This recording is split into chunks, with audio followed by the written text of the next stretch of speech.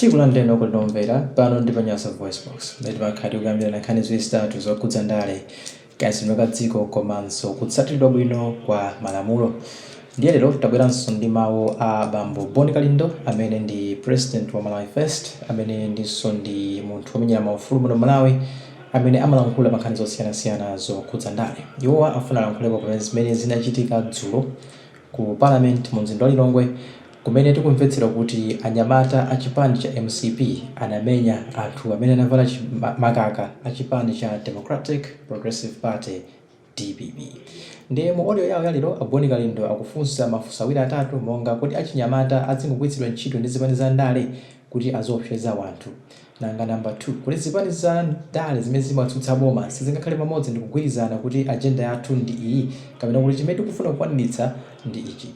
Number 3, iwonso akufunsa kuti kodi dziko la Malawi tizinguyendera ma injunction pang'onong'ono injunction. Kodi zimene zizi ngati dziko. This and many other issues is what Kalindo is discussing in today's audio. Will Malawian youth forever be used as political militias? And number 2, can't opposition political parties in Malawi come together with one agenda? And number 3, will Malawi as a country be governed by court injunctions? Thank you for tuning into Nyasa VoiceBox, and we ask you to stick together as we listen to Kalindo.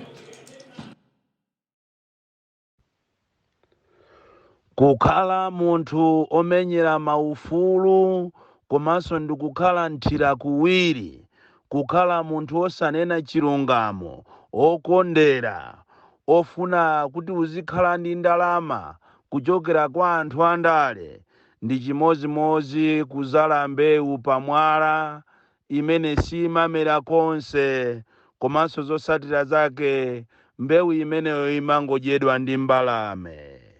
Choncho ineyo mundisiye lero ndilankhule chilungamo, chifukwa ine chilungamocho ndi chimene ndimakondwera nacho, ndipo ndikachilankhula mtima wanga umasika. Ine ndine Kalindo, the DC, president wa anthu osauka woyamba kuno ku Malawi, komanso president wa gulu la Malawi First, the people first. Gulu limene limangolankhula chilungamo, ndipo sitidzaopsezedwa mu dziko la democracy, ndipo wina ulo atabwera ndi mfuti ulo chikwanje, ife tidzapitiriza kunena chilungamo. Uthenga wapadera waulere wa Lero pa 15 February 2024 ukupita ku chipani cha MCP komanso president wake Lazarus Chakwera ndi wonse amene ali ma ministers komanso mamemba a MCP. Kunena kuti izi mwaziyamba izi zotumiza anyamata kuti azikakhapa anthu, zotumiza anyamata kuti azikamenya anthu, zotumiza anyamata kuti azikasokoneza ndi kubweretsa tera, muzachita nazo regret one day. Ndipo inuyo a MCP, you are a living testimony amene mwaonapo zoopsa after maboma ena ambuyomu ataonesa sotera kwa inuyo. Ndipo inu ndi amene munayenera kuti mubweretse change, window of change, makamaka ikafika nkhani imeneyi yotumiza achinyamata kuti azikapha anthu. Chifukwa ngati kuli anthu amene ali ma victims atera, ma victims a achinyamata amene amafika saizi yopasidwa uniform kukhala ngati a polisi, monga mmene zinalili ku parliament zulo lija, amene akhala akuzuza anthu, ndipo anthu a MCP ambiri akuluakulu mwazunzika, simunayenerenso inu kuti mukapange zimenezo. Lero achinyamata amene mukuwatumawa kuti azikapha anthu, azimenya anthu, azibweretsa tera, siku lina anyamata omwewanso azakuukirani. Ndimakhala odandaula kwambiri kunena kuti boma lina lililonse lingabwere muno Malawi mumakhala ndi branch yanu ya chinyamata amene amasokoneza ziko la Malawi, amene amamenya wina aliyense osusana ndi boma lanu, amene amazunguza, amene amapanga china chilichonse chothekera ndi cholinga kuti amati cover the boss. IMCP atamva kuti chipani cha DPP chili ndi malingaliro okuti chikakhale ndi mbindikiro ku parliament, iwonso usiku omwewo anakonza programu yokuti akasese kumanda kwa Kamuzu, ndipo anali akulengeza kuti anthu awo obwera kumandako okasesawo akatenge masirasha, akatenge zikwanje. Kwa munthu amene amaganiza mwansanga monga mmene ena ife timaganizira, tinachita kuziwa kunena kuti nkhondo ija ndi imeneyi. Izi mukuzipangazi mukuziyambazi mwina mukuziona ngati ndi zazing'ono. Kwa anthu ena opusa akusangalala nazo kuti zachitika ndipo anthu a DPP amenyedwa. Kwa anthu ena mitu yawo imene samaganiza akondwera kwambiri ndi zimene zachitika, azimayi kumenyedwa, azibambo kukhapidwa, azibambo ena kuvulazidwa, magalimoto anthu ena kuswedwa, chonchija ena akondwera nazo kwambiri. Koma ndafuna ndikuwuzeni kuti ngati kumene muliko mwayandikana ndi Mburundi, uyu akuzuzidwa m'Malawi muno atathawa nkhondo kuchokera kwawo, kapena ngati mwayandikana ndi munthu ochokera ku Rwanda, tamufunseni kuti kodi achimwene nkhondo ndiyoopsa bwanji, ndipo ikayambika nkhondo kodi zimakhala bwanji. Nkuthekatu kuti ena inuyo muli ndi ndalama zokuti nkhondo itayamba muno m'Malawi mukhonza kuthawa. Nkuthekatu kuti anzathu muli ndi kopita, koma pali munthu wina wakumuzi amene ine ndikumuyimirira ngati president wache wa anthu osauka. Alibe kwina kulikonse kumene angathawire, ndipo alibe ndalama, alibe china chilichonse kuti nkhondo itayamba angaziteteze bwanji.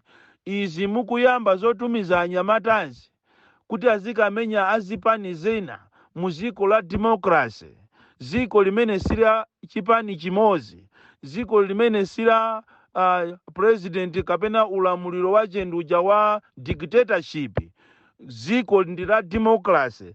Aliyense ali ndi ufulu okhala mu ziko mwache ndikumapanga zinthu zimene akuona kuti zimusangalatsa.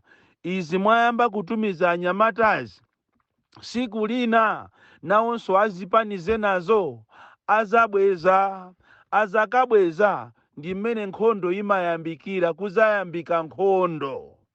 Ineyo ndinkakhulupirira kapena ndinkaona ngati inu IMCP amene muli ma victims azimene zachitika mbuyomu mukanakhala anthu amene mukanabweresa change, meaningful change, achinyamata amene asali okupha anthu, omenya anthu, achinyamata osinthika. Koma mukupitirizabe zomwe zija. Ndipo ndikamakumbukira zimene zinachitika pa trade fair, ambiri mayaya atakhapidwa, inu a Moses kunkuyu mutathawira ku Queens limodzi ndi ine, inuyo zoona mungamakhalenso ku chipani chanu mukuchitanso promote tera. Ndipo ine sinayembekezere, chifukwa ngati kunali anthu amene anakumana nazo mu nthawi ya DPP, chifukwa nayonso tu DPP imene ikudandaula leroyi, nayonso tu nthawi yake itafikapo inkatumiza anyamata amene amazunguza muno m'Malawi.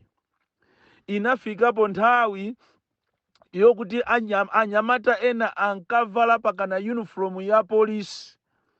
Yafikaponso nthawi lero imene anyamata a MCP ena anatumizidwa kuntakataka pakana kuvala uniform ya polisi, kumaoneka ngati ndi ya polisi koma asali ya polisi. Iyo kumathamangira kuti mwina uyo ndi wa polisi akanditeteze, wosaziwa kuti ukupita kwa ndani. Ndale zakuno ku Malawi mwafika nazo pa uchisiru, koma muziwe kunena kuti izitu ndi chizindikiro cha chipani kapena boma limene likutuluka. Muzakapeza boma andale akutumiza achinyamata kuti azikamenya anthu, muziwe kuti boma limenelo likutuluka. Mbuyo muso taonapo maboma ena amene ankapanga khalidwe ngati limeneli. Boma lina lililonse limene likutuluka limapanga zizindikiro ngati zimenezi, chifukwa amadziwa kunena kuti iwowo alephera, ndipo njira yokuti aonekere kuti iwowo ndi amphamvu ndi kutumiza anthu achinyamata kuti azikakhapa anthu. Ndikubweretsa environment yoopseza, kubweretsa environment yokuti anthu ena asakapange kampeni. Ndinanenatu mbuyomu masiku apitawa kunena kuti inuyo a opposition tagwirizanani. So kairo ku Malawi kunoko tili ndi opposition imene ili opposition koma ya boma, ndiye pali opposition imene ili ya opposition. Taziona mu nyumba ya malamulo mmene zikuchitikira, zikuchita kuoneka kuti kuli ma opposition awiri. Pali opposition ya boma, kupatula boma lulili choncho, komanso kuli opposition imene imasapota boma, ndiye kuli opposition imene imakamba zoyipa za boma. Ndi mmene zikuchitikiratu mu nyumba ya malamulo. Komano kumafunsa nkumati, kapena inu a DPP simmakhala bwino ndi anzanu? Mmakhala mwina ndi udani ndi a UDF? Chifukwa tikati opposition munayenera kumapangira zinthu limodzi, koma zikuoneka kuti opposition ya ku Malawi ndiyo gawanika. Kapena pali maudani anu amene ali mkatikatimo? Chifukwa zimene zikuchitika ndi zodabwisa kwambiri, chifukwa iniyo munayenera mukhale one block. Leroli mwasemphana, aliyense akupanga zache. Imene iyi ndi recipe for disaster. Komanso ziko limene likuyendera ma injunction, inu aku Kodi muziwe kunena kuti Malawi muno mukayambika nkhondo, ena mwa iwo amene achite contribute nkhondo imeneyi ndi inu aku makhoti. Chifukwa sizoona kuti ziko mmene lili ziko la Malawi, parliament imene ili parliament ya Malawi izikangoyendera ma injunction. Kodi munthu mmodzi yemweyo wapambana chani? Lero mukupitanso ku parliament inu a DPP kukolowa mu parliament, ngati mungapite funso likhale lonena kuti popeza kutuluka kwanu mmatuluka ndi cholinga kuti inuyo mukhale woyamba kulankhula, ndiyetu anzanu akulankhulirani kale, pamene pajazaoneka kunena kuti you are no longer the main opposition party. Ndiye akakakuwuzani kuti mukalankhula ngati ndani? Mukanapangania natu kuti izizi musakalankhule. Ndipo ine ndikuona ngati Malawi munomwe anthu tonse ndife opusa tapusa, tikulekerera zinthu zopusa zimene zikuchitikazi. The best way inali kungopeza anthu ena akadaulo abwino, ndikupita Amalawi oziwa kukonda ziko lawo, ndikupita ku khoti ndikukatenga injunction yoitengera parliament kuti onse amene ali ku parliament azipita mmakwawo. Chifukwa mwaoneka kuti simulirede kuti muthandize Amalawi. Chifukwa ineyo ndikuona ngati parliament ya ulendo ino ili ndi chibwana kwambiri, chibwana chachuluka. Nkutheka kuti ndalama zimene mmalandira zakusavukirani, mwasavuka ni ndalama zimene mmalandira, mwayiwalira kunena kuti ntchito yanu ndiyo katumikira Amalawi osauka. Komanso mwina opusa ndi ifeyo Amalawi ife, chifukwa munthu amene tanituma kuti akatitumikire ndi amene akulandira over 5 million. Munthu amene akutumikiridwayo ndi amene akulandira salary yophonyoka, mavuto ali kumuzi. Anthu amene akugwira ntchito okutumikiridwawo salary yawo sangakwanise kulipira renti.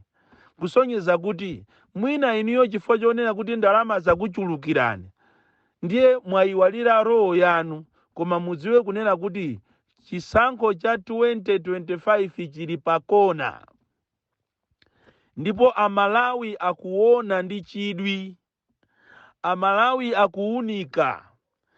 Ine ndikanapempha Amalawi tonse osauka kunena kuti tiyeni tikalembese mwawu nyinji osakwiya ndi cholinga kuti tikachose zopusa zimene zikuchitika ku parliamentizi. Chifukwa apapa anthu awawa akufuna azitipusisa ndi kumapanga zinthu zimene zili zosayenera.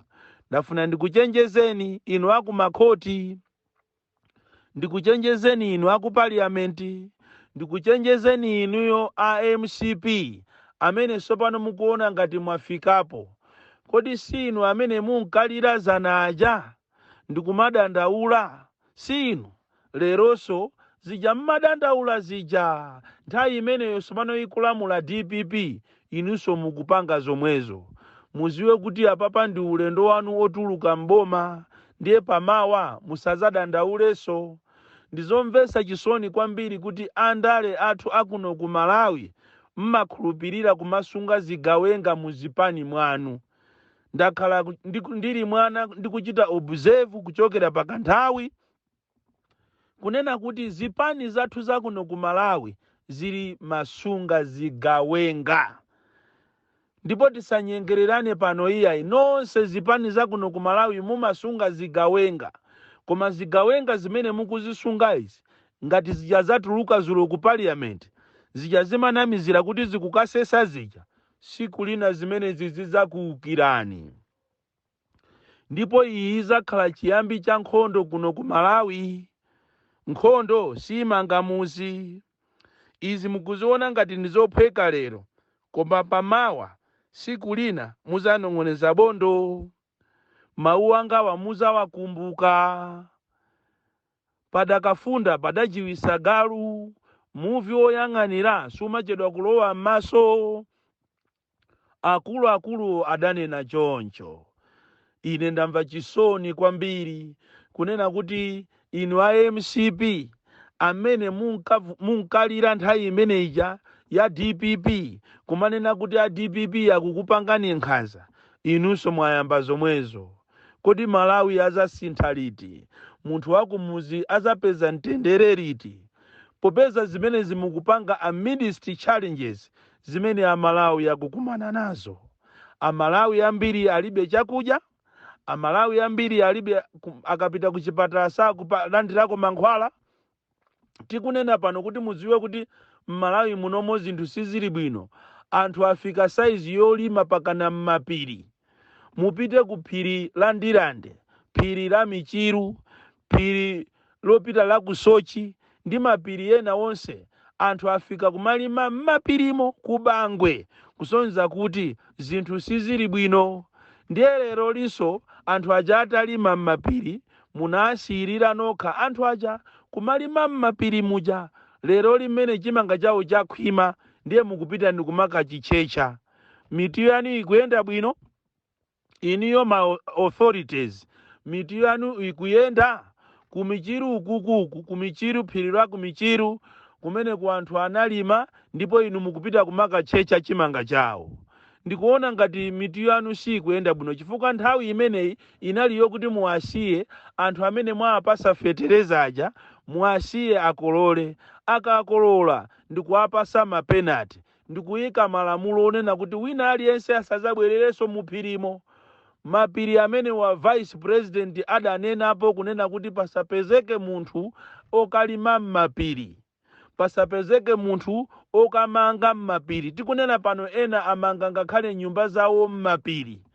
Malomo kuti muchite address nkhani zimenezi, muli bize kumakhapa anthu, muli bize kumatuma anyamata anu kumavala moopseza kuposa wa polisi, kumavala moopseza kuposa ame. Koma MCP sizasintha ndithu. Ine ndinkaona ngati ndi chipani chimene chiti chizasinthe, koma ndi chipani chimene sichizasintha, chipani cha anthu amene ndi agogodi ankhutukumve. Ziwani kunena kuti Amalawi alero anasintha, ndipo posachedwa pompano muzandikumbukira mutatuluka mboma. Muli bize kuba, muli bize kusonkhanitsa ndalama zanu. Tikunena pano ku State House kwabwera kampani ina imene ikupanga zozala maluwa, imene ikupenta, kampani yokuba imene ili abwera ku State House ndi cholinga kuti muzilemera, komatu zonse zimene mukupanga tikuziona ndipo tikukusatirani. Koma izizi mukupanga izi, kamufunseni m'Burundi, kamufunseni munthu wa ku Rwanda kunena kuti nkhondo imakhala bwanji. Ena inu mmaona ngati anthu amene anachita kufuna kubwera muno m'Malawi, koma anachita kuthawa nkhondo. Nkhondo ndiyoopsa. Mwina ena inu mmayifuna nkhondo kuno ku Malawi, tazayeseni muzayione mmene imakhalira. Ndi chibwana cha mchombolende kumatuma anyamata kumayambana muzipanimu. Siku lina a DPP azakafuna kubwezera, a Ford azakafuna kubwezera, a UDF azakafuna kubwezera, inunso a MCP muzakafuna kuti mukamenye nkhondoyo. Ndiye izakhala chiyambi cha nkhondo. Nkhondo imene izaphese miyoyo ya anthu osalakwa. Koma pali zisiru zina zikukondwera. Ayi, muzandikumbukira mawu angawa. The DC.